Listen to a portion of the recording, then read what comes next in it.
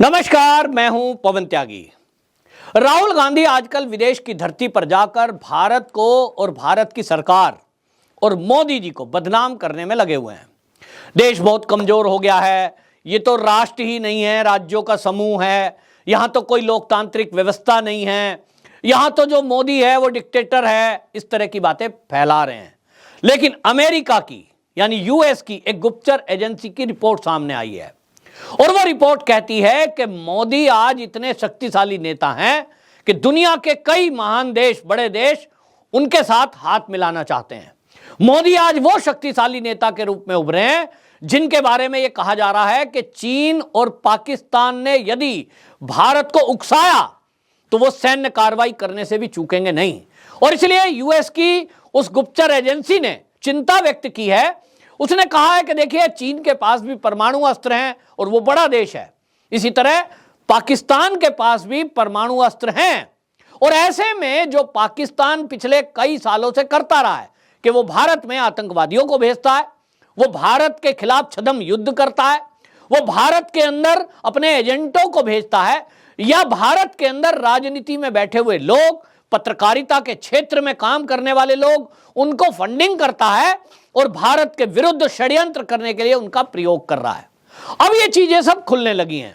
जब से मोदी सरकार आई है, सरकार ने अपने इंटेलिजेंस विभाग को एक्टिव किया और सारी जानकारियां आ रही हैं कौन कौन भारत के विरुद्ध षड्यंत्र करने में लगा हुआ है, भारत के अंदर हो या भारत के बाहर। अब कुछ ही घंटों में यह खुलासा हो जाता है कि भारत विरोधी ताकतों के साथ कौन मिला हुआ है, भारत विरोधी एक्टिविटी में कौन कौन लोग शामिल हैं। अब भारत के अंदर भी जो गद्दार बैठे हुए हैं वो भी लगभग एक्सपोज हो चुके हैं।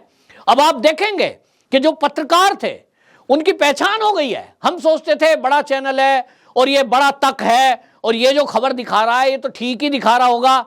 आज पता लग गया है कि वो जो पत्रकार हैं उनको कहां से फंडिंग आ रही थी। जॉर्ज सोरोस का नाम बहुत कम लोग जानते होंगे, लेकिन आज भारत का युवा कम से कम जो इंटरनेट पर और सोशल मीडिया पर एक्टिव है, सबको पता है कि एक जॉर्ज सोरोस नाम का आदमी है जो एक फोर्ड फाउंडेशन बनाता है, कई सारी एनजीओ को वो फंडिंग कर रहा है। वो जो आगे एनजीओ है वो आगे पैसा फंडिंग कर रही है और किस तरह से भारत विरोधी एक्शन हो रहा है, उस सारे एक्शन को अब जब लोग समझ रहे हैं, इसमें आपने देखा होगा कि इसीलिए अमेरिका बेस्ड जो कंपनी, वो जो गुप्तचर विभाग है, वो ये चिंता व्यक्त कर रहा है कि अगर चीन और पाकिस्तान ने भारत को भड़काना यानी उकसाना ये बंद नहीं किया तो मामला खतरनाक हो सकता है। भारत अब मुकाबला करने के लिए पूरा तैयार है, उसके पास सेना मजबूत है, उसके पास फाइटर प्लेन उन्नत किस्म के हैं, राफेल जैसा प्लेन हमारे पास है, पनडुब्बियां हमारे पास हैं, वॉरशिप हमारा अपना है। और इस तरह से जो चीजें हो रही हैं, यूएस की वो एजेंसी कहती है कि मोदी ने देश को ताकतवर बना दिया है। और ऐसे में एक टेंशन हो गई है कि अगर चीन अपनी हरकतों से बाज नहीं आया, पाकिस्तान अपनी हरकतों से बाज नहीं आया तो क्या होगा। आपने सुना होगा जिस तरह से ये सब चल रहा है ड्रामेबाजी, इसमें किस तरह के लोग बैठे हुए हैं। एक नाम सुना होगा आपने, मालिनी मेहरा। वो मालिनी मेहरा कौन है? वो बैठी हुई विदेश में है और राहुल गांधी जब कैम्ब्रिज गए तो वो वहां उनसे पूछताछ कर रही है, विदेश में राहुल गांधी से बयान दे रही है और वो अपने को कह रही है मेरे पिता तो आरएसएस में थे और वो आरएसएस में थे तो वो अच्छा नहीं मानते आज के समय को। ये जो मालिनी मेहरा है, इनको लेकर के मैंने ट्वीट भी किया है। इन्होंने 2014 में जब मोदी सरकार बनी थी तभी कुछ ट्वीट्स किए थे और सरकार बनते ही इन्होंने कहा था अब सरकार मोदी की बनी है, उसको लेकर इन्होंने चिंता व्यक्त की थी कि अब भारत का माहौल खराब है। मतलब सरकार बनी नहीं और इनको तब से मोदी विरोध अभियान चलाना था। ये जो है इस तरह के लोग एनजीओ बना करके काम कर रहे हैं और क्लाइमेट एक्टिविस्ट बन रहे हैं। और इसीलिए आपने देखा होगा कि ये बहुत सारे ऐसे भारत के अंदर भी मोक्टे लगा करके काम कर रहे थे। ये सेंटर फॉर सोशल मार्केट नाम की एक संस्था इन्होंने बना रखी है और सेंटर फॉर सोशल मार्केट्स ये जो वेबसाइट है, अगर आप देखेंगे तो पर्यावरण के काम करती है, सामाजिक रूप से, आर्थिक रूप से काम करती है। और इसके पीछे कौन है? तो जॉर्ज सोरोस है। मतलब कुल मिलाकर के जो चीजें आज मैं आपको बता रहा हूं ये कहां से पता लग रहा है कि भारत की जो गुप्तचर एजेंसी हैं वो पब्लिक डोमेन में इन जानकारियों को डाल रही है, और इसलिए लोगों को पता लग पा रहा है कि देश के खिलाफ षड्यंत्र करने वाले कौन और कौन कौन लोग हैं और क्या क्या कर रहे हैं। तो ये जो चीजें पता लगी हैं, अब इसके बाद ये समझिए कि जो भारत के अंदर गद्दार बैठे हुए हैं, चाहे भारत के बाहर हैं, ऐसा हो नहीं सकता कि मोदी चुपचाप बैठ जाए। किसी भी देश के प्रधानमंत्री को, किसी भी राजनयिक को देश विरोधी ताकतों को कुचलने के लिए कार्रवाई करनी ही चाहिए, क्यों ना करें।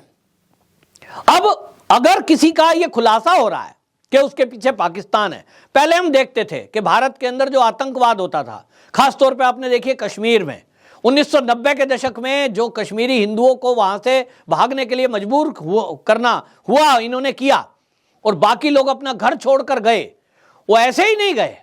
उसके पीछे एक सोची समझी रणनीति पाकिस्तान की थी, और पाकिस्तान ये सारी साजिश कर रहा था। पीछे से पैसा आता था पाकिस्तान से। सेना अगर कोई ऑपरेशन करती थी तो सेना के ऊपर वहां के युवक पत्थरबाजी करते थे। बाद में पता चला कि ये तो इन पत्थरबाजी करने वालों को 500-500 रुपए पर डे के हिसाब से पेमेंट मिलती थी। कहां से पैसा आ रहा है? पाकिस्तान से। यानी पाकिस्तान एक तरफ आतंकवादी भेजता था, दूसरी तरफ उन आतंकवादियों को घरों में रुकवाना और उनकी मदद में सेना के सामने खड़े हो जाना, उसमें बच्चे और महिलाओं को भी इस्तेमाल किया गया। ये सारा काम पाकिस्तान कर रहा था। प्लानिंग थी कि भारत में किस तरह से अस्थिरता फैले।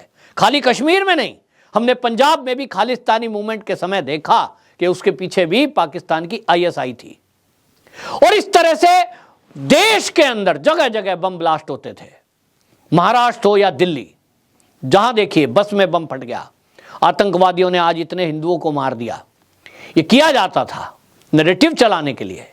और इसलिए यूएस की जो गुप्तचर एजेंसी है उसने ये चिंता व्यक्त की है कि इस तरह का अगर उकसावपूर्ण काम करेंगे तो आप देखिए मोदी जी का वो जो यूएस की गुप्तचर एजेंसी बोल रही है उसका एक तो सच यही है कि जैसे ही बालाकोट हुआ हमने सर्जिकल स्ट्राइक कर दिया। सर्जिकल स्ट्राइक भारत की सेना ने जो किया पुलवामा के बाद, बालाकोट क्यों नहीं करते भाई? और इसलिए मोदी ने बता दिया और बाकायदा वो सार्वजनिक मंच से बोला है कि अब जो दुश्मन जिस भाषा में समझना चाहेगा हम उसको उस भाषा में सिखाएंगे, घर में घुसकर मारेंगे। और इसलिए पुलवामा के बाद सर्जिकल स्ट्राइक ये इसी का तरीका नतीजा है कि भाई हम अब सहन करने वाले नहीं हैं, अब हम चुप बैठने वालों में से नहीं हैं, अब हम कड़ा मुकाबला करेंगे और जवाब देंगे। और यही अमेरिका बेस्ड जो गुप्तचर एजेंसी है उसने अपनी चिंता जाहिर की है कि यदि ऐसे में पाकिस्तान अपनी तरफ ध्यान देगा, जो उसकी आर्थिक स्थिति खराब हो रही है उस पर ध्यान दे, तो शांति रहेगी, पूरे एशिया में शांति रहेगी। और अगर वो ये सोचता है कि वो अपने जनता का ध्यान भटकाने के लिए कहीं कश्मीर के मुद्दे पर बात करेगा, कहीं आतंकवादियों को सपोर्ट करेगा, कहीं वो भारत में फिर से खालिस्तानी मूवमेंट खड़ा कर ले जाएगा, तो ये ना समझे पाकिस्तान के हमको समझ नहीं आता। सब पता लगता है कि आज जो पंजाब के अंदर हालात खराब हो रहे हैं उसके पीछे कौन है। आज जो जगह जगह धरने और प्रदर्शन विदेशों में हो रहे हैं, और कनाडा में, चाहे ऑस्ट्रेलिया में, वो जो मंदिरों पर हमले हो रहे हैं उसके पीछे कौन है, आज भारत सब जानता है। तो जानता है तो मुकाबला करने की तैयारी भी है। और इसलिए जो जैसे समझेगा उसको उस भाषा में भारत समझाने के लिए तैयार है।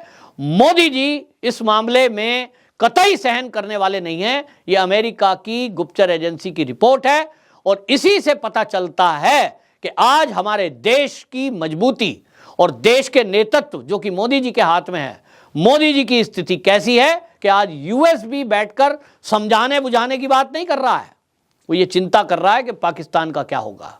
और आज पाकिस्तान को आप देख भी रहे हैं, कोई भारत सरकार ने गोली नहीं चलाई है बॉर्डर पे, कोई मिसाइल नहीं मारी है, लेकिन जो आज पाकिस्तान की हालत है कहीं ना कहीं उसके पीछे मोदी जी की कूटनीति है कि दुश्मन को ऐसा मारो कि वो सीधा भी ना हो सके। तो ये एक उदाहरण है। और इसी तरह अगले आने वाले दिनों में आप देखेंगे कि चीन भी इसी तरह बिलबिलाएगा। चीन की कई बड़ी बड़ी कंपनियां भारत आ रही हैं और अब सरकार है, उसका अपना एक समझौता है, वो बोल नहीं सकती, लेकिन ये आवाजें तो उठने ही लगी हैं कि स्वदेशी वस्तुओं का इस्तेमाल करें, चीनी वस्तुओं का बहिष्कार करें। जो हमारी मजबूरी है वो लेंगे, लेकिन जो मजबूरी नहीं है वो हम स्वदेशी अपनाएंगे। ये अगर भारत के नागरिक समझ जाएं तो जैसा हाल बनाया है कि आज वहां आटे के लिए, रोटी के लिए लड़ाइयां हो रही हैं, चीन का भी ये हाल कुछ दिन में हो जाएगा, ये पक्की गारंटी है। लेकिन हम सबको, देशवासियों को मोदी जी का साथ देना होगा और ये तय करना होगा कि नेतृत्व हमारा अगर देश का अच्छे हाथों में है तो ऐसे में बस सपोर्ट यही है कि जो देश के गद्दार लोग हैं उनको मुंहतोड़ जवाब दें और जो देश हित में काम करने वाले लोग हैं उनके साथ खड़े नजर आए। अगर हमने इतना किया तो 2024 में फिर से जब वोट डालने का समय आएगा तो हमें कहना नहीं पड़ेगा, हमें समझ आएगा कि देश को मजबूत हाथों में और मजबूत करने वाला आज कोई है तो वो नरेंद्र मोदी है। और इसलिए 24 में भी मोदी जी की ही सरकार अगर देश में बनी, तो अगर है अभी, तो निश्चित जानिए कि ये जो दो बड़े दुश्मन हमारे हैं, और बल्कि मैं कहूंगा ये दो नहीं 2.5 देश के अंदर बैठे हुए गद्दार, आस्तीन के सांप और पाकिस्तान और चीन, ये 2.5 मोर्चे की लड़ाई जो CDS बिपिन रावत जी हमारे कह के गए थे, निश्चित जानिए कि 2024 के बाद यदि मोदी जी तीसरी बार प्रधानमंत्री बनते हैं तो इन सब पर कड़ा प्रहार होगा और या तो जेल की सलाखों के अंदर होंगे ये लोग या तो ऊपर होंगे। ये सब मैं नहीं कह रहा हूं, ये US की जो गुप्तचर एजेंसी है वो चिंता व्यक्त कर रही है। और आप में से जितने लोग मोदी जी को समझते और देखते हैं, जैसा मैंने एक उदाहरण दिया, तो आप जानेंगे कि वो US की जो एजेंसी है वो कोई गलत चिंतन नहीं कर रही है। अब सोचना पाकिस्तान को है, उस पर चिंतन इन गद्दारों को करना है कि बेटा आप ऐसा मत उकसाओ मोदी को कि आपको जड़ समेत खत्म कर दे। तो ये इन गद्दारों के लिए भी वो बात है जो अमेरिका की एजेंसी कह रही है। आपकी क्या राय है? अपनी राय कमेंट बॉक्स में जरूर बताएं। वंदे मातरम।